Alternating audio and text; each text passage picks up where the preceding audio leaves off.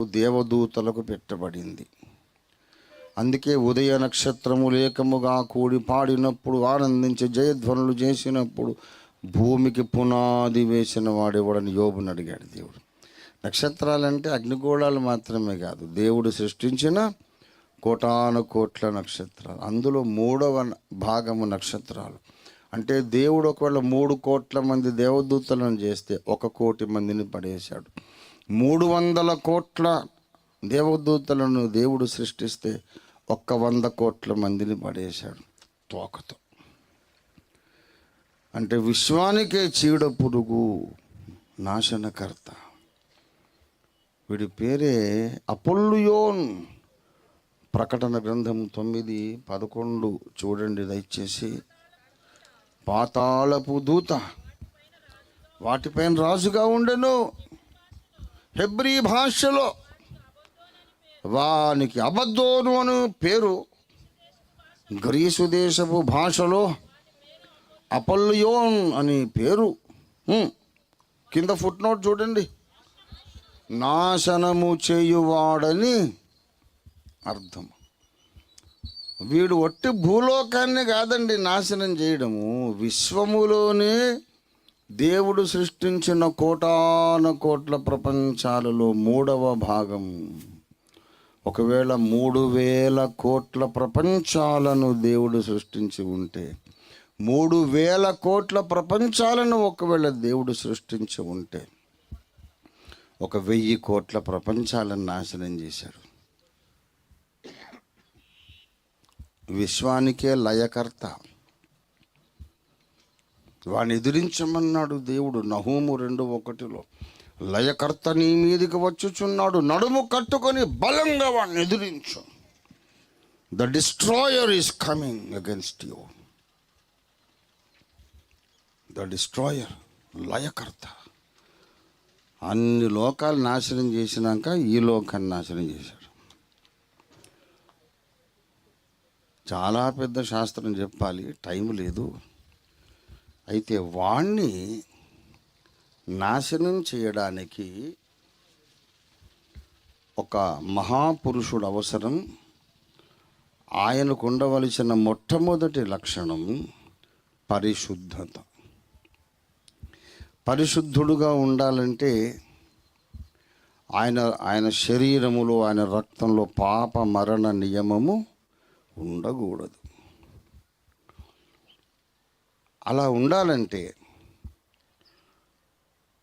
పాపము చెయ్యడానికి అవకాశం ఉన్న ప్రపంచంలోనే పుట్టి పరిశుద్ధుడుగా జీవించాలి. ఒకడు తాగడంట, ఎందుకంటే ఆ ఊళ్ళో కళ్ళు కాంపౌండ్ లేదంట. అంటే ఏమన్నా గొప్ప సంగతి ఏంటి? ఇంటి చుట్టూ సారా కోట్లు ఉన్నాయి కానీ వాడు తాగడు, వాడు పరిశుద్ధుడు.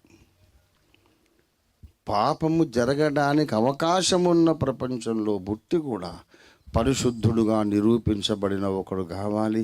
వాడే ఈ విశ్వ చీడ పురుగును తొక్కి నశింపచేయగలడు. దేవునికి స్తోత్రం. మరి అలాంటి ఒక ప్రపంచం పుట్టాలంటే మరి ఏదైనా సీన్ జరగాల్సిందే కదా. దేవుడు ఆదాము హవ్వల పతనాన్ని అనుమతించుట చేత లోకరక్షకుడు, విశ్వరక్షకుడు పుట్టడానికి ఒక స్టేజీ ఏర్పాటు చేశాడు. దేవునికి స్తోత్రం కలుగునుగాక. దేవుని ఆలోచనలు రోమా 11:33 పౌలు అంటాడు, ఆహా దేవుని బుద్ధి జ్ఞానముల బాహుళ్యం ఎంత గంభీరము, ఆయన ఆలోచనలు అతి అడుగుజాడలు బట్టన శక్యములు. ఏమండి, ఆయన ఆలోచనలు మనకు అర్థం కావు. ఒకటే నమ్మాలి, ఏదెను తోటలో ఏది జరిగినా, నీ బ్రతుకులో ఏది జరిగినా అది నీకు మేలు కలుగుట కొరకే జరుగుతున్నది. ఈ లోక సామెత ఏంటంటే అంతా మన మంచికే అని. అది సగం సత్యం, సగం సత్యమే. అడ్డమైన వాళ్ళకి, దౌర్భాగ్యులకి, యథార్థత లేని వాళ్ళకి, మోసగాళ్ళకి, దేవుణ్ణి ద్వేషించే వాళ్ళకు అంతా మన మంచికే కాదు. దాన్ని బైబిల్ కాంతిలో మనం చూస్తే అంతా మన మంచికే అనే సామెత దేవుణ్ణి ప్రేమించే వాళ్ళకి చెందుతుంది. దేవునికి స్తోత్రం కలుగును గాక. దేవుని ప్రేమించు వారికి అనగా ఆయన సంకల్పము చొప్పున పిలువబడిన వారికి మేలు కలుగుటకు దేవుడే సమస్తమును సమకూర్చి, ఇవాళ నువ్వు ఇక్కడికి వచ్చావు, కూర్చున్నావంటే నీ జీవితంలో దేవుడు ఏదో గొప్ప మేలు చేయబోతున్నాడు. దేవునికి స్తోత్రం కలుగును గాక. హల్లెలూయా. అలాంటి గొప్ప దేవుణ్ణి మనం ఏం చేద్దామండి? పూర్తిగా అర్థం చేసుకోగలమా చెప్పండి? పూర్తిగా అర్థమవుతాడు మనకైనా? కాడు, అగోచరుడు. మరి ఏం చేయాలి అంటే నమ్మాలి, రెండవదిగా లోబడాలి, స్తుతించాలి. నువ్వు చేయగలిగినవి చేయి బాబు. దేవుణ్ణి మొత్తం ప్రయోగశాలలో పెట్టి పరీక్షించి ఇదిగో ఇదన్నమాట అని మొత్తం ఆయన మన బ్రతుకు సరిపోతుందా? అదొక పిచ్చి ప్రయత్నం. దేవుణ్ణి పూర్తిగా తెలుసుకుంటాననేది పిచ్చి ప్రయత్నం. ఎవరికి అర్థం కాదు. పౌలుకు మొత్తం అర్థం కాలే, నాకు కూడా అర్థం కాలే, ఏ మనిషికి అర్థం కాలేదు. అర్థం కానిది, అర్థం కావలసినది ఎంతో ఉంది అనే సంగతి అర్థమైంది అంతే. మనకు అర్థం కాని సంగతులు, మనకు అవసరమైన సంగతులు, అర్థం చేసుకోవాల్సిన సంగతులు లెక్కలేనన్ని దేవుళ్ళు ఉన్నాయి. మనకు వాటి సంఖ్య తెలియదు, అర్థం కాలేదు. చాలా సమాచారం ఉంది, అది నాకు ఇప్పుడు అర్థం కాలేదు అనే సంగతి మాత్రమే ఇప్పుడు అర్థమైంది. దేవుడు నాకు మొత్తం తెలుసు అన్నట్టు ఒకటి తిక్కలోడు వాడు. He's a stupid fellow. ఏంట్రా దేవుడు మొత్తం తెలుసు ఏంటి? దేవుడు ఎవరికి తెలియదు.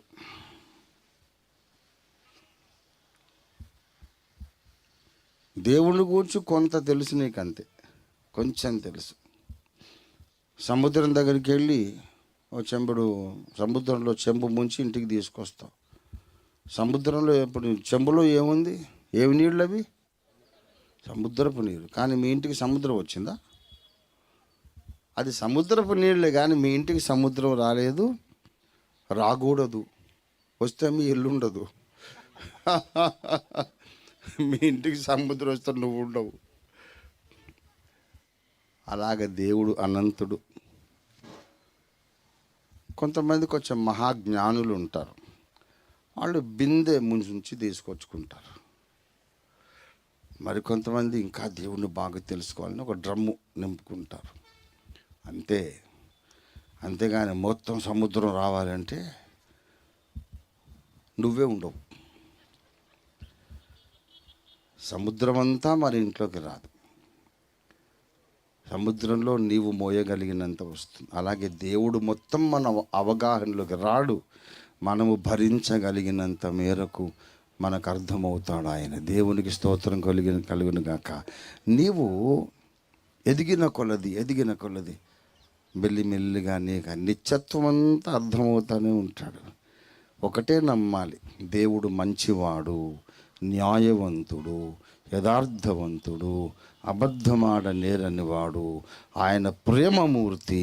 ఏం చేసినా మన మంచి కొరకే చేస్తున్నాడు. దేవునికి స్తోత్రం కలుగును గాక. మన బాధ్యత ఒకటే, ఆయన్ని నమ్మాలి, అన్ని పరిస్థితులలోనూ నమ్మాలి, ఆయన్ని స్తుతించాలి, మనకు అప్పగించిన బాధ్యతలు నెరవేర్చాలి, లోబడాలి. జ్ఞానం అనగా యెహోవా యందు భయభక్తులు కలిగి ఉండుటే జ్ఞానం. దేవుని గురించి లెక్చర్లు కొట్టడం జ్ఞానం కాదు.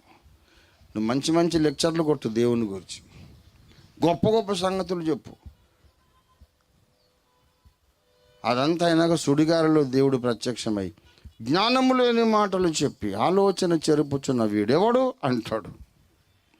నువ్వు అనుకుంటావు నేను గొప్ప ప్రసంగం చేసేసాను దేవుని గురించి అని. ఎవడ్రా వీడు జ్ఞానం లేని మాటలు చెప్తున్నాడు అంటాడు. దేవుణ్ణి గూర్చి నువ్వు చెప్పగలిగే మాటలు ఏవి కూడా ఆయనను సంపూర్ణంగా వ్యక్తపరచలేవు. దేవుడు మన భాషకు మించినవాడు, మన జ్ఞానానికి మించినవాడు, అగోచరుడు, సర్వాతీతుడు. ఆయనను ప్రేమించటం, ఆయనకు లోబడడం, ఆయన అన్ని వేళ స్తుతించి ఆరాధించడం ఒక్కటే మనం చేయగలిగిన పని, చేయవలసిన పని. అంత అర్థం చేసుకోవడం ఏంటండి? దేవుణ్ణి అర్థం చేసుకోలేం కానీ లోబడగలం, అర్థం చేసుకోలేం కానీ ఆయన పాదాలు ముద్దు పెట్టుకోగలం. దేవునికి స్తోత్రం కలుగును గాక. హల్లెలూయా. పాదాలు ముద్దు పెట్టుకోవడం అంటే అర్థం గుర్తొచ్చింది. ఎవరివైనా పాదాలు ముద్దు పెట్టుకోండి. తర్వాత చెప్తా. ఈ పాదాల గురించి నీకు అంతా తెలుసా? ఆ పాదాలలో ఎక్కడెక్కడో కొన్ని పాయింట్స్ ఉంటాయట. ఒక పాయింట్ని ఇలా నొక్కితే మెదడు దాకా యాక్టివేట్ అవుతుందట. నీకు తెలుసా? ఒక మనిషి పాదాలే తెలుసు, దేవుడి పాదాలు ఏం తెలుసు బాబు నీకు? నాకేమీ తెలియదండి. మరి ఏం తెలుసు అని మైకు పట్టుకొని కూర్చున్నావు బాబు? బోధకుడు అయిపోయింది, అక్కడి నుంచి వచ్చావు నువ్వు కంకిపాడికి. ఏం తెలుసు అని కూర్చున్నావు? నాకు తెలిసింది ఏంటి తెలుసా? దేవుని గురించి నాకేం తెలియదు అనే సంగతి తెలుసు. నాకేమీ తెలియదు కానీ అన్నీ తెలిసిన వాడు ఒకడు నాకు వ్యక్తిగతంగా తెలుసు. దేవునికి స్తోత్రం కలుగును గాక.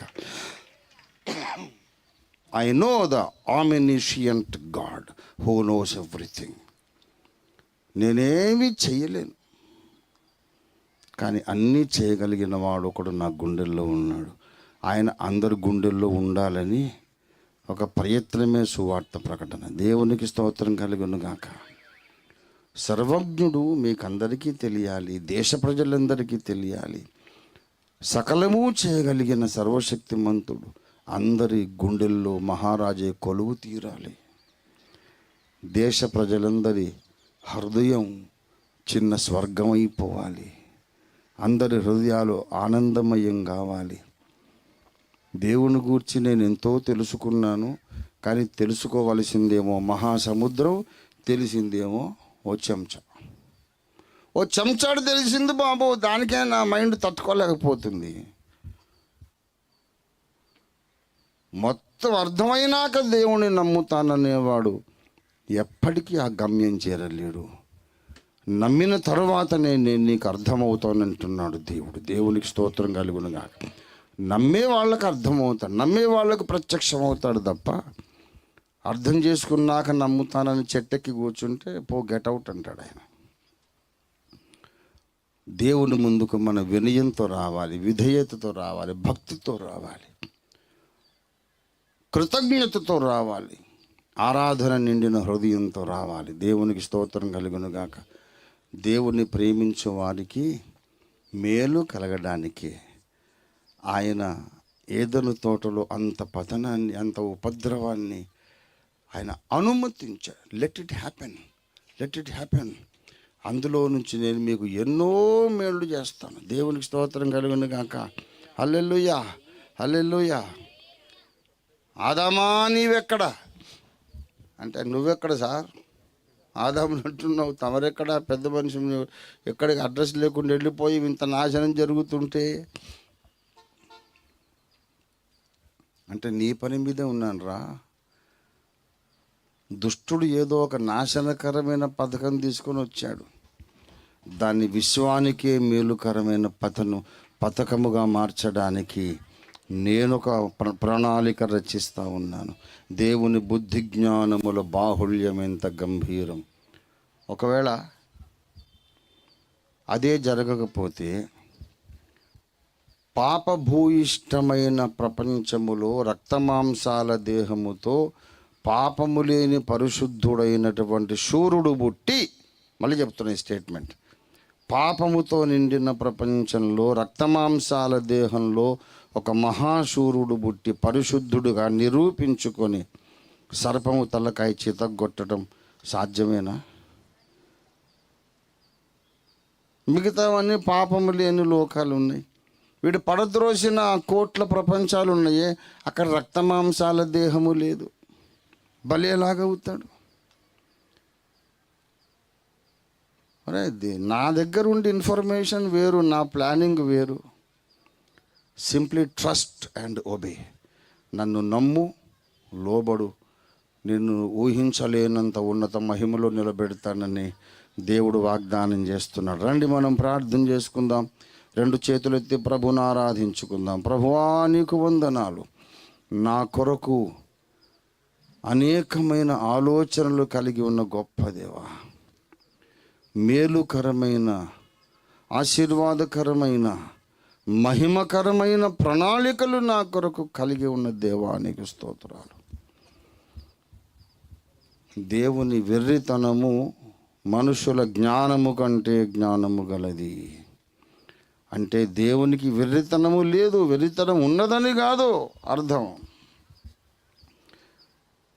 దేవుని పనులు వెర్రి పనులుగా మనకు కనబడినప్పుడు అని అర్థం. ఎందుకు ఇలా చేసావు తండ్రి, ఇది ఇలా చేయకూడదు కదా అని మనం అనుకున్నప్పుడు, మనుష్య జ్ఞానానికి మించిన జ్ఞానముతో ఆయన నిన్ను మహిమతో నింపడానికి ప్రణాళిక రచిస్తున్నాడు.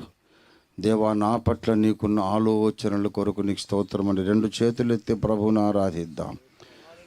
నా పట్ల నీకున్న ప్రణాళికల కొరకు నీకు స్తోత్రం. నీవు నన్ను ప్రేమిస్తున్న విధానము కొరకు నీకు వందనాలు. అద్భుతకరుడా, ఆశ్చర్యకరుడా, నీకు వందనాలు. పరిశుద్ధ రాజా, నీకు స్తోత్రాలు. ఒక చిన్న చీమతో కూడా నేను పోల్చుకోవడానికి వీలు లేదయ్యా. పురుగు వంటి యాకోబు అని పిలిచావు.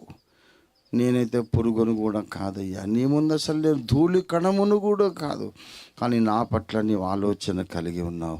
నాకు మేలు చెయ్యాలని, నాకెంతో గొప్ప ఉపకారము చెయ్యాలని నీవు నా పట్ల కలిగి ఉన్న ఆలోచన కొరకు నీకు స్తోత్రం.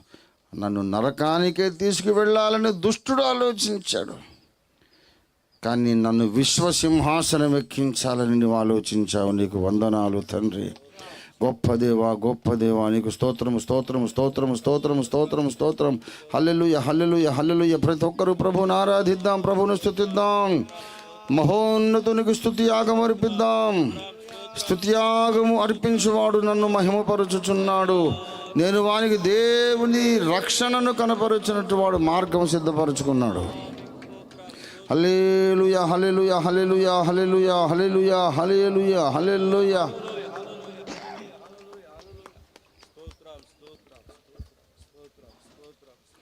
దినదినం నీపై నాకు ప్రేమ పొంగుచున్నది.